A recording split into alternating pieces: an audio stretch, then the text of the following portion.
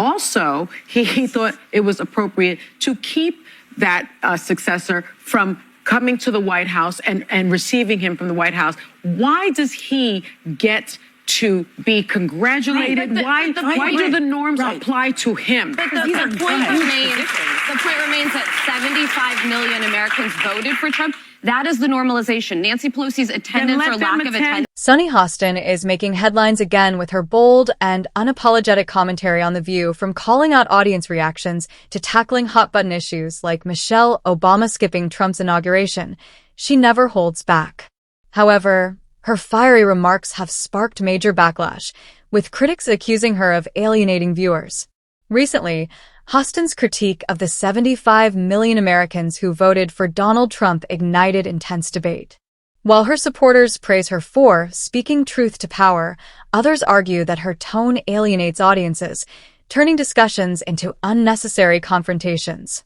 This divide reflects a larger issue in today's media: how to address political realities without deepening polarization. One heated debate centered around Michelle Obama's decision to skip Trump's inauguration, which Hostin strongly supported. Supporters saw it as a stand for mental health and against divisive rhetoric.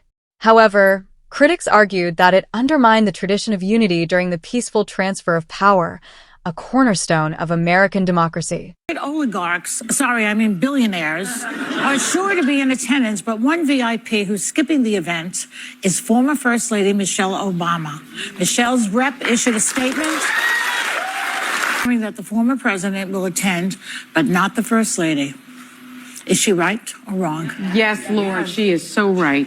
She is so right.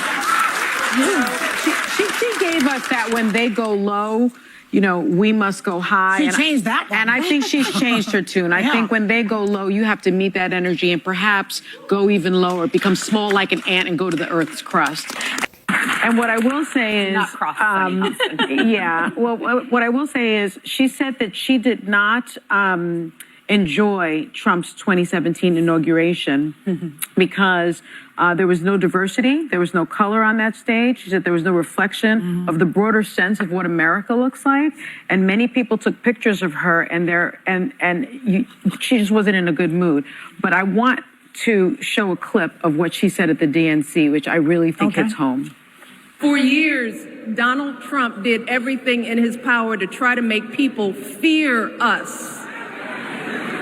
See, his limited, narrow view of the world made him feel threatened by the existence of two hardworking, highly educated, successful people.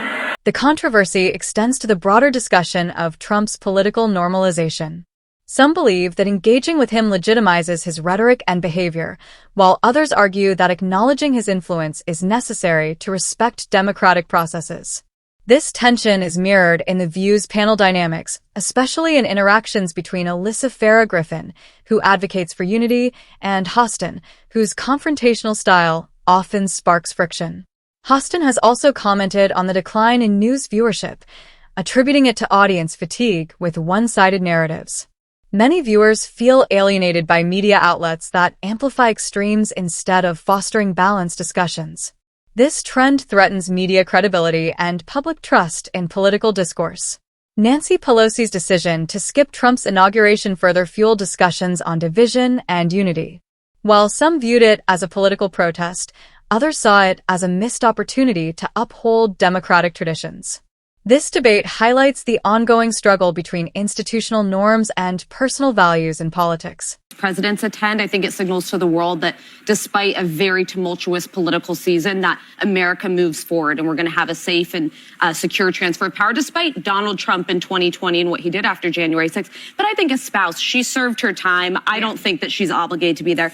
But it was also reported that Nancy Pelosi isn't attending. And I think it's a missed opportunity for two reasons. I think that showing that the country is still going to move forward, even if the person you didn't want to win wins, even if you have grave concerns about who they are. But also, she is still a leader among Democrats. She's a sitting lawmaker, and while she's not speaker, she's speaker emeritus. I think it's kind of signaling almost Democrats retreating when there is something powerful to showing up and saying, we're here, we're going to sit here, listen to him, take the oath of office, be sworn in, but we also exist. There's also a counter and an alternative here. To me, that just feels like an odd missed opportunity. Why do they get that, though, Alyssa, when Trump himself didn't go to the inauguration Because I think of you have to be Biden, bigger. his Yeah, I was just successor? going to say. Donald Trump's presidency has long challenged traditional political decorum, from questioning Barack Obama's birth certificate to skipping Joe Biden's inauguration. Critics see these actions as a disregard for democratic principles, while supporters view them as a rejection of political norms. This ongoing debate reflects deeper societal shifts in race, representation, and personal well-being as leaders like Michelle Obama prioritize mental health over political obligations.